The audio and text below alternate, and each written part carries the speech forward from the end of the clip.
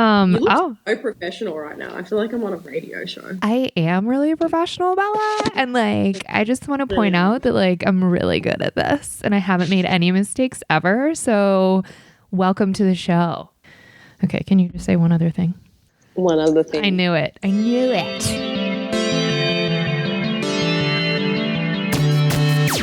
Oh, hi. You're listening to Service from Hell, a podcast featuring people that are currently in customer service positions or the lucky ones that got out and all the good, bad, and infinitely irritating things that go along with that work.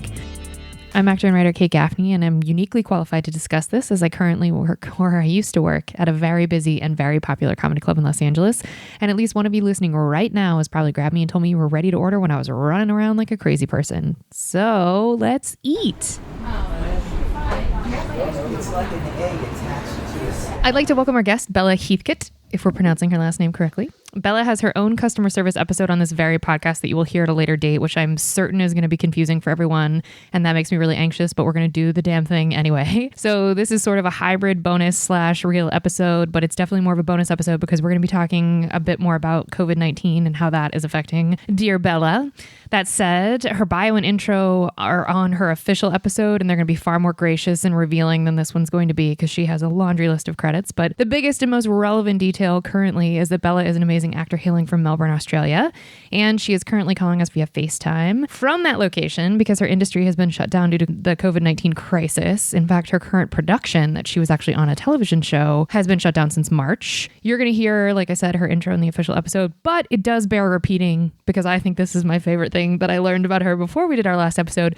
Bella repeatedly kissed Johnny Depp in exchange for money because she was his romantic interest in Tim Burton's beautiful film Dark Shadows. I just want to be able to say that over and over. Okay, so I better know Bella from the tiny world that is Hollywood, and she's now stuck being my friend, poor thing. So that's our reality. And so Bella, we miss you here in the States. Where exactly are you now, and how has quarantine been for you? I am in Phillip Island, Victoria, which is south of Melbourne, almost 2 hours south of Melbourne. And how has quarantine been for me? I mean, I have so much anxiety about being on this podcast. Oh, and even I hate that. Answering that question because, you know, we're pretty lucky in Australia. And it's not because, you know, I've had a lot of friends ask me why. And I also I feel like I want to preface this entire podcast by saying the opinions expressed here are strictly those of the person who gave them. Take what you like and leave the rest. Okay. Take what you like and leave the rest. Because, you know, I am not an expert. I do not claim to know anything. But, you know, we are very fortunate in Australia in that we are an island nation at the end of the earth. So in terms of minimising the damage of COVID, it's easier to do than other countries. You know, if you come in, you've got to quarantine for 2 weeks and we can, you know, basically our border is the ocean. So, yeah, it was easier for us to contain it. You know, we also are lucky that our Prime Minister, you know, listened to scientists and, you know, we had a lot of testing and those things were really good. But essentially we're just really fortunate because the thing that I used to resent as a child, which was we're so far away from everyone else, is now the thing that's turned out to be a blessing. I realised I don't even think I answered your question, which is like how I've been in this. That's okay. Pretty lucky. You know, I felt pretty lucky and grateful and kind of riddled with guilt. That's honest. That pretty much sums it up. Okay, that's honest. You know, I'm certain that the anxiety stuff we'll get into in a little bit if you want to talk about that. But so I think that it's important to distinguish that, you know, you at no point in any of my conversations with you have in any way expressed that you are not eternally grateful for the fact that you have a place that you can go and be safe and that you recognize that that is different for a lot of people. So I don't think that you're coming across at all as like, well, guys, it's fine. Because I think it's also important to remember that, you know, we're all a lot of us are very blessed in this situation, that we haven't had to deal with it necessarily directly, or we haven't caught it ourselves. And also that we have a roof over our head and, you know, electricity and access to food and water. And so I think that also doesn't minimize that there is an anxiety that comes with this, regardless of, you know, the fortunate circumstances that we do share. I do think that there is still a mental health struggle for everyone. So that aside, now we're going to ask questions. Great. Okay, so how are you able to tell us the sort of process that got you to Australia? Because the last I spoke with you, you were in Canada shooting, and I don't know if how much you're allowed to talk about that, but sort of what was the process of getting you back to Australia during this time? Totally. I'm bringing up my phone to look at a calendar, not just deciding to send a text message in the middle of this. I'm very boring, and that's fine. I don't take it personally. So, okay, Friday the 13th of March, I was in Vancouver. That's when, for us, we were told production was shutting down. We were about to start shooting this project called Pieces of Her for Netflix on Monday the 16th. That was going to be our first shoot day. And it was really strange because we're in pre-production, and I feel like I had multiple daily conversations with producers as the crisis was unfolding. Like, so how are you guys managing this? And, what's the deal? Are we still going ahead? And they were like, yeah, things are going ahead. We're going to have more hand washing stations, I think was something that was mentioned. They were going to have more medics. And then, things started shutting down. And obviously, things changed daily. And so Friday, we were told we were going to go on a 2-week hiatus. In the week of March 9th, I was talking to producers about, whether we were still going ahead, and they were saying, yep, things are going to go ahead as planned, but we're going to have more medics on set and more hand washing stations. That was the plan at that time. And then, things changed daily, and Friday the 13th was when everything shut down. God, that's so disturbing. Isn't that weird? Friday the 13th, the world shut down. And basically every production went on hiatus. We were told that we were going to go on a 2-week hiatus and then see where we're at in 2 weeks. So Friday the 13th, everyone that was on that crew and some of the actors, but, some of the producers, the director, they all jumped on a plane that day and flew back to LA. Oh. And I waited in Vancouver that weekend because I was meant to meet my husband the following weekend in LA. We were going to drive across. We were so organised. I had everything packed in my car, my laptop, everything, all my belongings, because I'm so organised. And I was just there for the week, but then blah, blah, blah, blah, blah. I had my life perfectly planned out. And then, so I was like, look, I'll just hang around this weekend, see how this is going to unfold. And then Monday, the 16th, Trudeau made an announcement, that they were going to start restricting travel. And it was that day that I spoke to the producers, and it was clear that no one was going to be starting anything anytime soon. And God bless them, they were like, okay, you're totally okay to fly to Australia. So because I knew that my husband wasn't going to be able to come into America or Canada, I was like, I've got to get to him. And I think at that point, it was very early on, there was a lot of fear and anxiety, and no one really knew how this was going to unfold. So I jumped on a plane that night and flew directly to Melbourne, and then came in and self-isolated in our house for 2 weeks.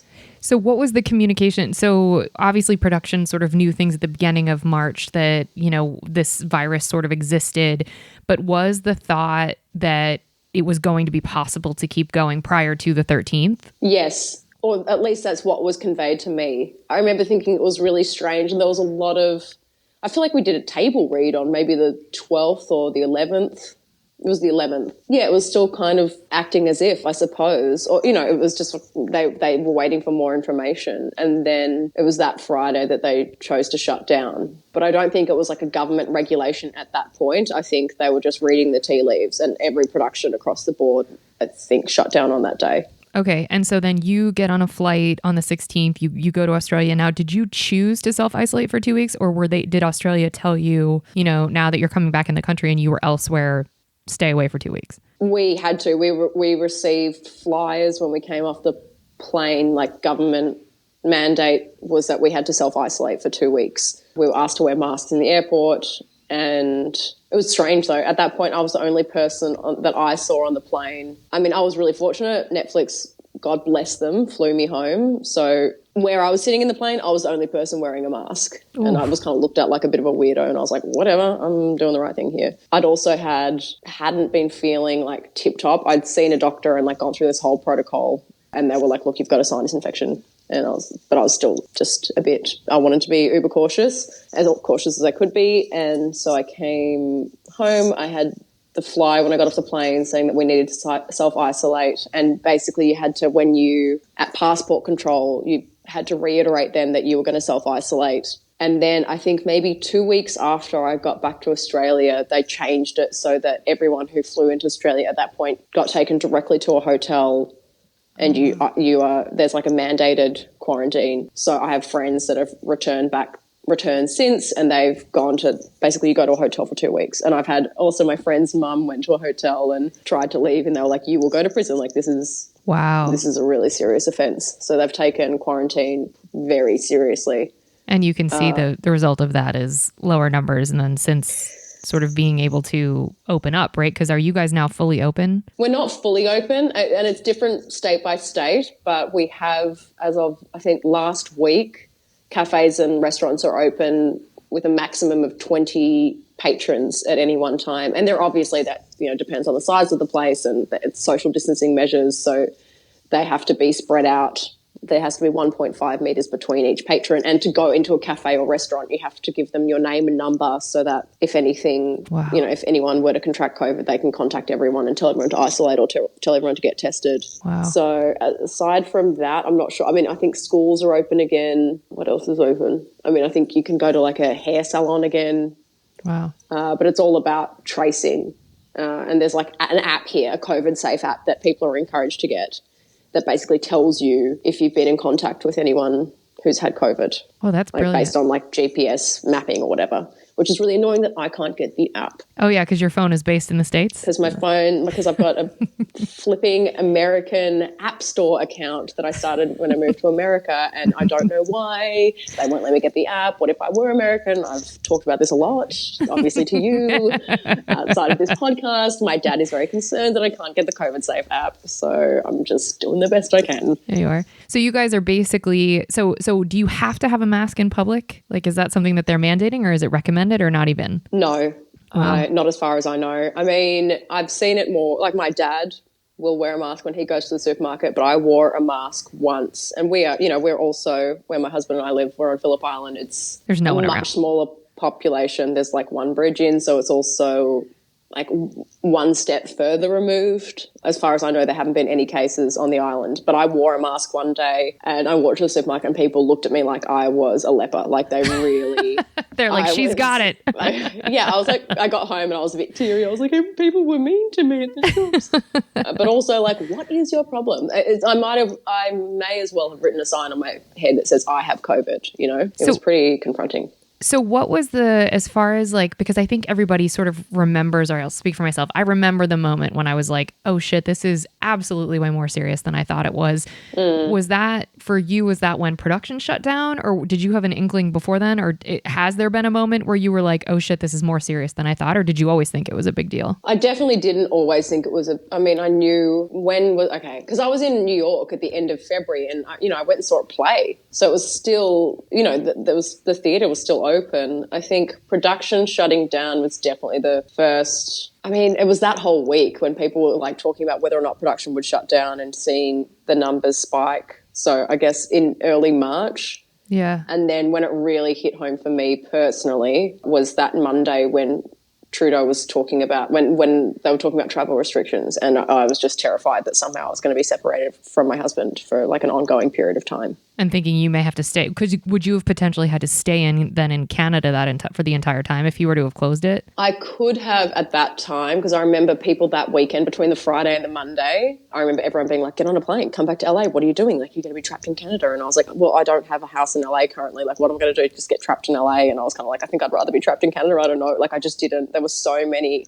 what ifs and hypothetical what ifs, yeah. Mm-hmm. So I Richard and I spoke about it, that I felt I was in a better position if I'd had to be stuck somewhere to be in Canada, and just try and hope that somehow we could be reunited. But yeah, it was dicey because we're both Australian. So what did so now we're in June. So did production, had they said, okay, you know what, guys, we're wrapped until the end of March, see you guys April 1st, or what was the communication as far as the length of time, or was there? I think after that 2-week period, there was discussion about the hypothetical start date, and they said late summer, but so at even the same then time, no, even then. And I think at that time they thought, I don't know, I feel like I'm making up thoughts in their head. I don't know. But at that time, what was told to me by my agents was late summer, but it was posited as if that was what's the word I'm looking for? What is the word I'm looking for? A conservative estimate. But okay. Like, we're just going to say something on the later side, and then we're kind of going to be safe in terms of like starting, because then that was also a thing, like what do you start up again, and then I mean to go back into pre-production and then shut down again. I mean, I can't imagine the costs incurred and all that. So I think I was always told late summer, but I'm yet to get a specific start date. But they've been incredible. Like Netflix have been incredible in terms of communicating with us like as best they can, you know, just like even if it's saying we have no more information at this time, but just we're here. It makes great. you feel safe. And the producers have been amazing. The director's been in like constant contact, not constant contact, but appropriate contact. Really, yeah. I felt as far as this situation, like, I don't know how you could have handled it better, but it's kind of like typically most of the conversations are like, we'll know more soon, or we'll be in touch soon, or, you know, hope you're safe, hope your family's safe, we'll be in touch soon. So do you, as of today, which is the 8th where you are, the 7th where I am, do you have an idea of when they're going to turn the lights back on? Because at least for California, Newsom announced that everything's going, or at least production can be going back on starting June 12th, which I think is personally insane. My mind. It's insane. I don't see how that's possible. It's insane. My husband reads the Danish news because, I don't know, he speaks Danish and he likes to keep his Danish fresh. And so he reads the Danish news, and there was an article in the Danish news about, I know, wanker. There was an article in the Danish newspaper about that, you know, they're opening, Hollywood's reopening June 12th. And he was like, that's insane. Like, what do the Danes know? So he went to LA Times, and sure enough, same article. So, but look, they've actually started shooting things here, and they started shooting things here early April. I know, I actually sent this article to my director. They started Neighbours again. They did? So it was like the first show I did. You were on that show. And I love that. I mean, they had an kind of incredible system to start back up. There was an article in the New York Times about it, actually, about how they basically grouped actors into like, okay, so these two people are in scenes together and you're not allowed to associate with anyone else on set. They kind of cordon off all the different acting groups, and they just basically try and minimize contact between crew and actors. And they were doing like temperature testing and COVID testing at the start. So everyone gets a temperature taken when they go onto set. And they basically just like made these really small self-contained groups so that if the worst happened as someone were to get sick, they just remove that group and keep going. Wow, that's brilliant, actually. So that's how I think they were one of the first productions to go back. And then someone else told me Children of the Corn are doing something in Australia, or something's going on there.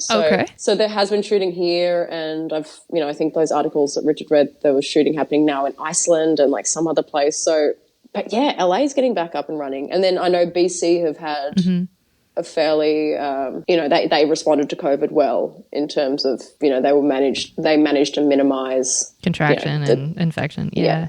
Well, and I read South Korea and Iceland are the two countries where there are South Korea. Yeah. Tiny American productions, I guess, are there now, but they were somehow able to keep the documentary film market kind of going by all sorts of innovative ways that, I guess, because it was just someone speaking directly to a camera, that it was, you know, you could minimize crew. But so are you looking forward to potentially like being able to get back on set before the end of the year, or are you nervous to get back on? It's so funny. It feels, I feel like, you know, my husband and I were talking about it. I feel like I'm going to get an email like in the next 2 weeks being like, okay, great news, things back up and running. You'll be flying out on such and such a date. But even that feels right now so far away. Like my concept of time, like before when you said June, I was like, okay, no, it's not June. And I was like, oh no, it's June. It's June. So, and, you know, when they said August at the start, like late summer, maybe August, I remember thinking, what? Like that's years away. And that was back in March, and now August is just around the corner. So am I looking forward to getting back to work? Yes, but I feel like just as I had it's kind of like this grieving process when we all went into COVID and quarantining and everything else surrounding that. And then there's this kind of anxiety that I've experienced coming out of it. Yes. Like socializing, you know, when it was like, okay, you can hang out with two other people, and then they expanded that, and then this many people can gather outside, and then seeing people in cafes, it's like a whole new learning to walk again or something. And so I imagine being on set, you know, I struggle having a conversation. Like I had to do an interview for something recently, and I remember saying to the journalist at one point, like, I'm sorry, my brain feels like scrambled eggs. Like just talking feels weird again. So... Well, because we're nervous, excited. Well, that's a good thing. You're nervous, excited. Good. And I think because we've gotten used to like how we're doing this right now, there's a screen in between us, and that's sort of the veneer that we've all gotten used to that felt so assaulting and confronting when it first happened. And now it's like, oh no, this is how we do it though. We spend a lot of time at home and we're in front of the computer or the TV most of the day.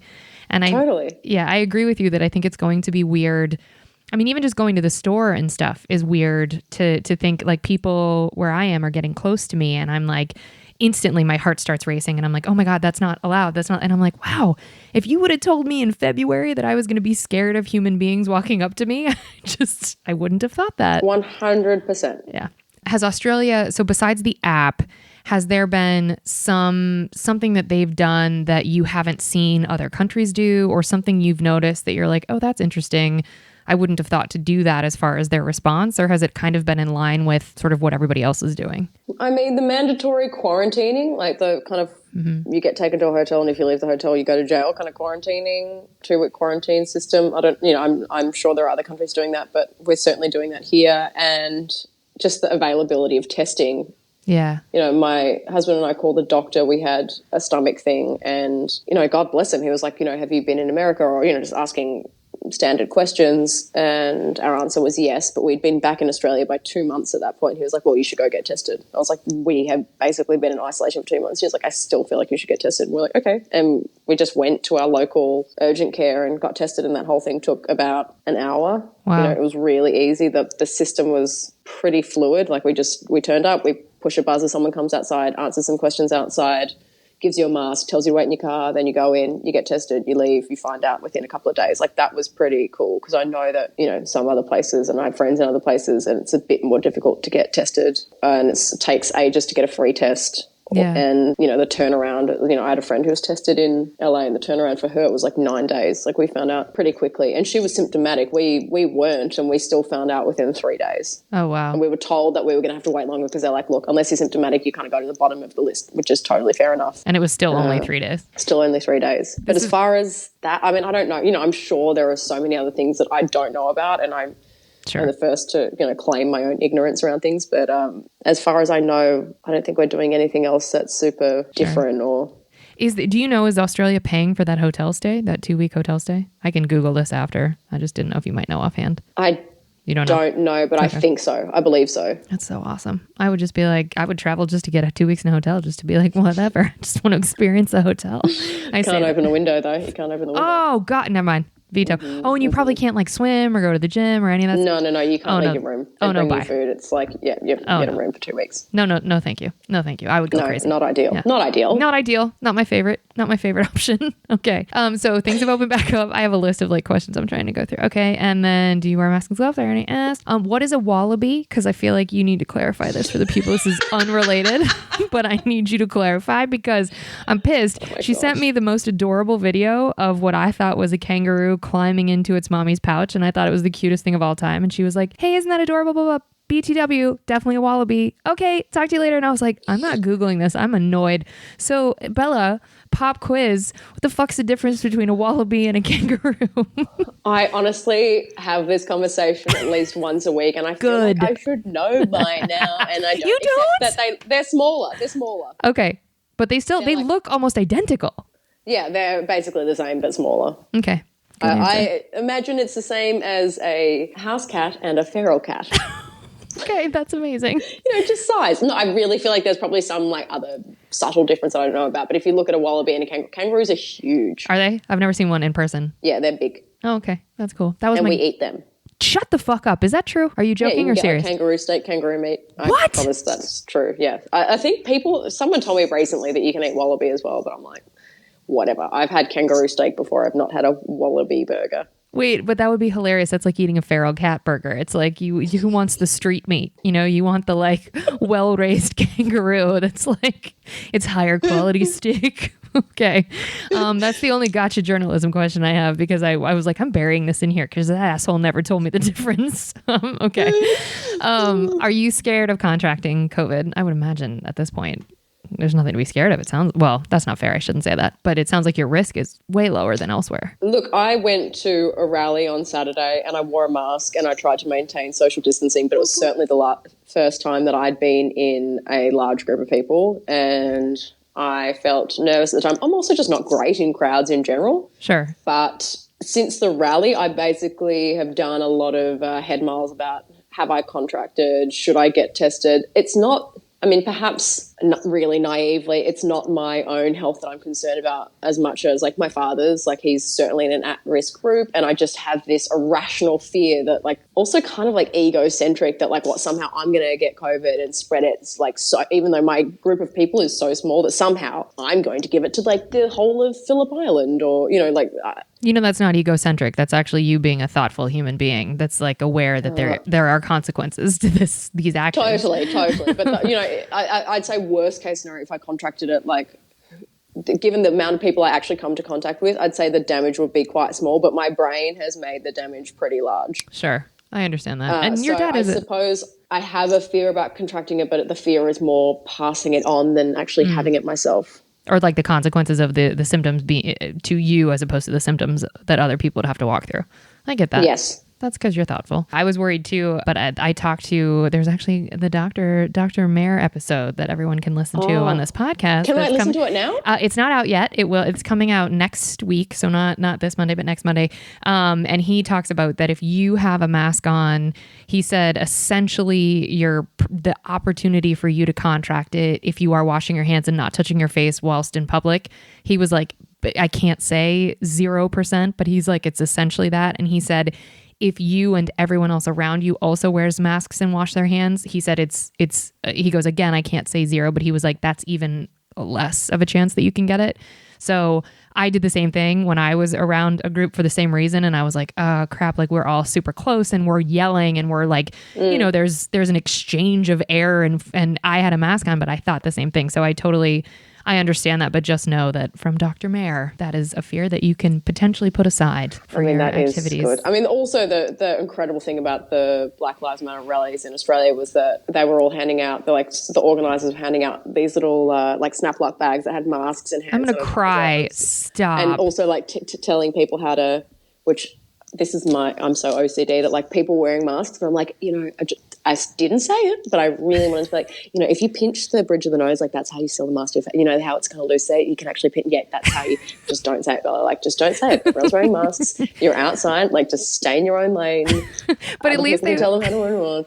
At least they weren't wearing the masks under their nose, because I'm seeing that consistently. There were a couple of those. There were a couple of those as well. That makes me crazy. Okay, so you mentioned grieving, and you know we're doing really well with this comedy podcast. I'm a great host, but because of the the unpacking of those emotions.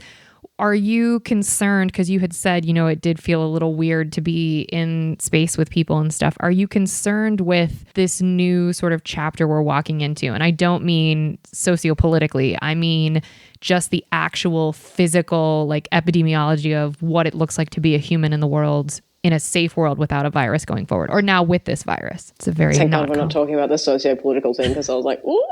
Yeah, I know. I'm not. This is not a gotcha experience, even though, the Wallaby question was pretty shitty, but. Oh man, I'm gonna get up, and then I'm gonna listen to the doctor's episode, and I'm gonna be like, thanks, Kate. Thanks for putting on before the doctor, because now I don't know anything about anything. Mask? What? I mean, look, it's really like that. One of the many little grief moments I had was just like, I just want to be able to hug my friends. You know, I want to be able to hug my dad. Bless. Like he's going through stuff, and as we all are, but so he was going through a specific situation, and just watching him be upset and not being able to hug him felt so bizarre. Like, just to be like, okay, hugging him is the wrong thing to do right now.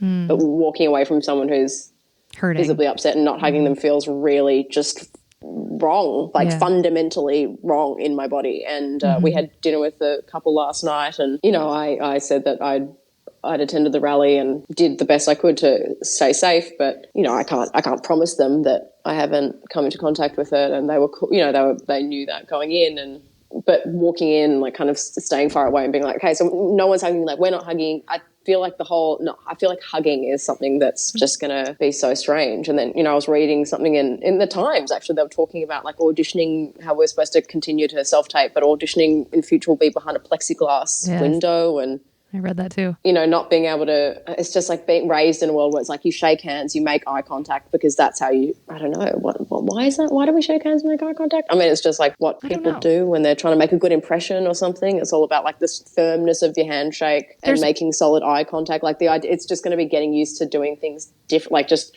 I mean, whatever, I can let go of the handshake, but not hugging. Like, when is it okay to hug my friends again? There was a New York Times article about like safe way to hugs. Oh. And I was like, oh, cool. I just want to send this to all my friends and be like, okay, so basically as long as our faces aren't near each other. So you like can side hug basically? Is that kind of, yeah, like that, like awkward side hug, but that's just that's awkward anyway. Yeah. I would agree with you that piece of the lack of physical touch, or the lack of physical touch without having to think. Like, it's really fun to run up to people you love, like your dad or your friends, and just be like, and give them a big squeeze. And now we have to be like, okay, wait, what are the steps? And it does feel kind of like a rejection, especially to a parent, to just be like, cool, stay over there. It doesn't feel good. Also for me, because I travel a lot, and because I've been living in LA for the last 10 years. So, you know, in the last 2 years, it's the most time I've spent in Australia since I left Australia in 2010. So there's this feeling like when I first came back, you know, I didn't see anyone for a couple of months. And even that, just being like, I just want to see my friends, or I just want to hug my friends, or like the idea of getting on a plane and leaving again when I go back to work and not having hugged it's really my dad, just kills me. Because that just, when you become aware of people's mortality, you know, it just, but yeah, not being able to hug people goodbye without thinking, oh my God, did I just infect risk them. their health? Yeah, I would agree. There's a piece of that I find very sad. Okay, so what on the positive side, what have been the things in quarantine that like you've mentioned, you've gotten to see your husband surf a bit more than you maybe normally would have, or that you've gotten to, I don't know, I don't want to fill in the blank. I am filling in the blanks for you. What are some things in quarantine that you've done that you're like excited that you got to do? Quarantine upsides. I got off social media. That a girl. I just took a massive step back from that. That was a big win. I've definitely spent more time in nature, more time outside. We're really fortunate where we live. We can just walk down to the beach, and that's just so good when you're in your head. You're right, I've watched my husband surf more. I've slept so much. I've eaten at home a lot, naturally. So we've cooked more. I've read more. I've watched less TV. I've done some pottery classes. I did some drawing classes. I mean, basically just actually trying to develop hobbies. And even that at the start was so, you know, it took me a minute to kind of get over the self-imposed pressure of, and I think this is also was assisted by not being on social media, was, you know, like I should be writing or producing. I don't know what the hell I thought I should be doing. I had some sort of ideas about what I should have been doing during this time, but it's really forced me to be, I don't know, just be kind, which is what that incredible, who was at the main like health official in Vancouver, BC, when she made the announcements. Oh my gosh, there's an article on her in the Times. I wish I could remember her name. How she's become a bit of a hero kills me. I can't remember her name. I'm looking it up right now. She's what was her title? Health czar. Health. What did you say? Health czar? Yeah, I'm writing in czar. BC. Oh, wow. It's like, that's not an option. The internet broke. I just broke it because it's like czar. Okay. What is that? Oh my God, I can't believe you actually Googled czar. I did. Ministry of Health. The health of the Health Minister. Yeah, that's Adrian Dinks. No, is that right? No, damn it. Elizabeth Colt. Nope, that was before. It's not Adrian Dix. Adrian. If I wasn't on this thing right now, I would just get into my New York Times because I read this article and she is so cool. Anyway, this woman whose name we can't remember. Yeah. But she's the woman who makes the, you know, announcements to the public. Oh, Bonnie Henry. Yes. Dr. Right? Henry. Yeah. The top doctor who aced the coronavirus test. That's the name of the article. Yeah. Now she's leading the way. Be it. Yeah, that's probably her. Bonnie Henry. So Dr. Bonnie Henry ended all her, like every time she made an announcement or something, she finished with, you know, this is a time to be kind or be kind. And that's become this huge thing in BC. Yeah. It's become like people have been printed T-shirts. She's become like a celebrity, like be kind. And I feel like that's been, because at the end of the day, you know, all this time for introspection can be great, but unless you're able to be kind or be gentle, it's just torture. Because for me, I can just sit here and beat the crap out of myself. So I feel like I've consciously been cultivating that or trying to. Yeah. And aside from just like spending, some great quality time with my husband and all those things that in regular life might feel indulgent or like all the I should, just the obligations that we put on ourselves to like see certain people or do things, just to have that all stripped back and realize like what is actually important to us and the things that we genuinely like doing. That's been pretty awesome. That's great. And what's been your favorite takeaway from quarantine, whether you learned something or you were like, what's just been your favorite piece of all of it? Favorite piece of it? That is a really difficult question, Kate. I'm sorry, skip it. Do you want me to ask it a different way? Oh, yeah. Ask it a different way. Okay. What has been the book that you read during quarantine that you were like, everybody better read this fucking book. It's so good. Is there a book that you're like stoked about? Or okay, the last book I read that I was stoked about. Okay, 2, Girl, Woman, Other. Author's name I can't remember right now. And Conversations with Friends by Sally Rooney. So Sally Rooney, who also wrote Normal People, which became that smash hit TV show, which I also loved. Okay.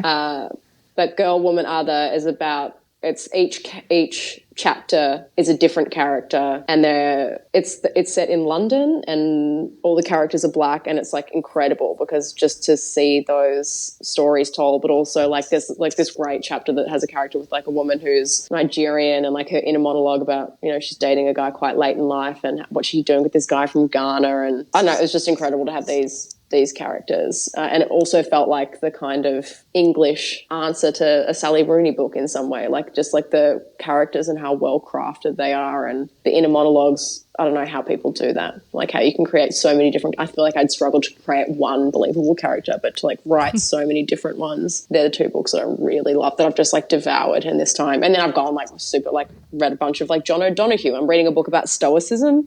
Okay. Which is like ancient Greek philosophy, but is actually like applicable to modern day life. They do things like, so I heard this in a podcast recently, they do things like negative visualization, which sounds crazy, but basically you picture something like, for example, if you have a child, you picture like for a small period each day, you don't dwell on it, but you imagine that child not being in your life. Like you imagine losing them. The theory being that when you see that child, you're going to be so grateful to have them that you're not going to take them for granted and be like, oh God, I'll play with you later. Or like, you just really give me the shits right now. But you can apply that to like that roof over your head or your partner or whatever. So it's that you don't, it's to avoid hedonic adaptation. So you don't just get used to this thing and kind of take it for granted. And like things like that I thought were, so I'm reading that book at the moment. That's super profound. And what an effective tool for what is potentially, the last, in theory, this could be the last like month, could be the last few weeks of this, barring not having to go back in it or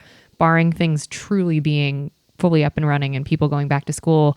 It will be a time that I think I will look back on and there will be aspects of it that I miss. And I think that there have been amazing things that have come out of this. Just like you said, just the quality time that we've gotten with people that we care about to reprioritize the things that we've put our energy towards prior to this, I think will be neat. I definitely feel like I've also had some like incredible time to get to know my dad during this period, and it feels to me like stolen time because I was meant to be in Canada working, so to have this time in Australia and to be able to visit him and spend time with him. We've been doing like family Zooms with my brother who's in London. Also just seeing how different people cope and seeing how someone like my brother who, is a different industry has similar anxieties. We all have like the same fears about our health, our jobs, whatever that may be. I feel like kind of getting to know my family during this time's been amazing. Also just seeing everyone in my immediate circle like look so well rested. Oh, hello. Because my brother works in hospitality, and so usually he's just kind of running on fumes and being like, God, you look really well. Yeah, I've noticed that as well. Yeah, and having a bit more patience as a result of how much rest some people are getting. Well, is there anything like a piece, I don't know if you would have advice because this might be over soon, but is there anything that you're like, you know what, I learned this about myself or I learned this about society or I'm really excited for going back into the world with this information? I just keep thinking of Dr. Bonnie Henry's words, be kind, just that idea that, I don't know, we're all doing it differently. We're all coping differently. I remember reading an article early on, I think it was in the Harvard Business Review about, and the title, I sent it to you.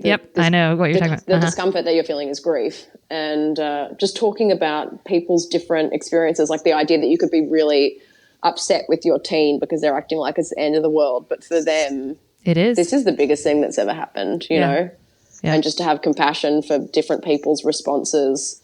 You know, it's easy to say there have been horrific things that have come out of this, but I think to shame someone when they're in their particular brand of grief, which may be your teen who feels like, you know, they didn't get to go to the prom or whatever that could be. I think if we can just be more kind of compassionate and kind to one another. I agree with that. Oh God, if that could be the takeaway, that would be awesome.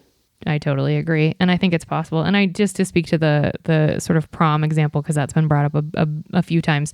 I agree, because at the time in your life when that happens, it is the biggest thing. And it is the thing you care about. And like I just did a Zoom preschool graduation. What up, Rob? For my friend's child, whose name is Taya. Happy graduation, Taya, from preschool. Because she said, you know, she asked her parents, she was like, well, I'm graduating from preschool. Like, what are we doing? And they said, oh, you know, sorry, like your preschool's shut down and it's been shut down about. And she said, does nobody care that I'm graduating? And I was like, what? And then he immediately sent an email to like 200 of us. And he was like, guys, we're doing a Zoom call. Like, please. Like, and there were 100+ people on the call. It was lovely. But, it is to her that she's in preschool. Like that is, Corona interrupted that. And so you're right that I think it's so well said that whatever everybody's particular brand of grief is, to be able to give them the space and the depth to go through that. And a Jewish friend of mine mentioned that they're in some certain sects of the Jewish faith for the first year after you experience a massive loss, whether that be a child, a mother, an uncle, whatever that loss is, they wear like a black band on their arm. And Jewish friends correct me if I'm remembering this incorrectly, but to let you know that if they are to go to a wedding that you invite them to, or some sort of celebratory event, that they're not going to be the one in the middle of the dance floor, that they're just going to kind of stay to the side, and to know to be kind to them because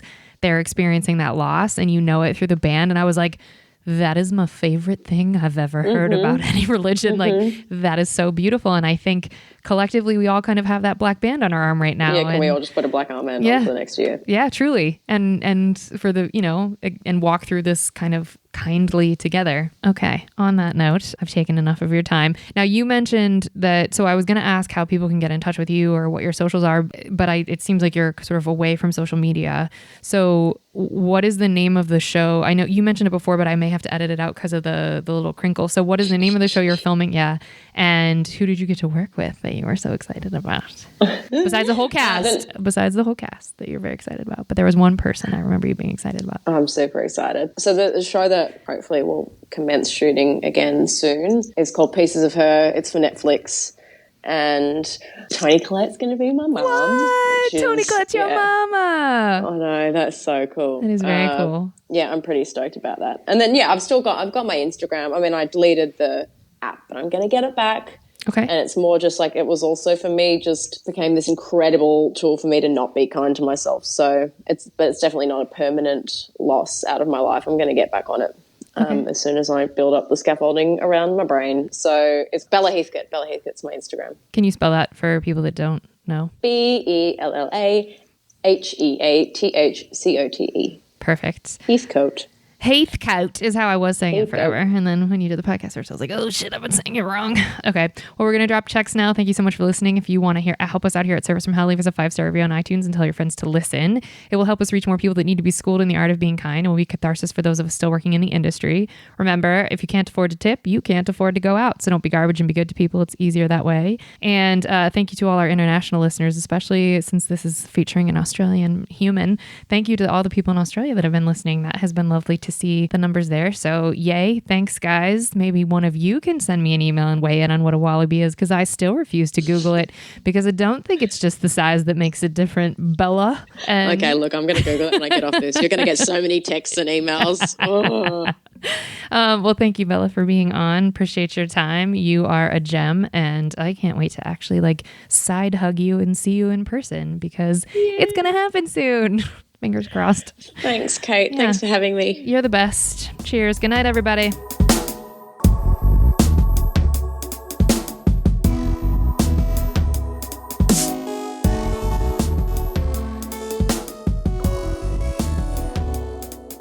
Sorry. I think. I don't want you to freeze. I'm sorry. I'm not going to freeze. I promise. If I start shivering or turning blue, just keep going. Power through. I'm a professional. Okay.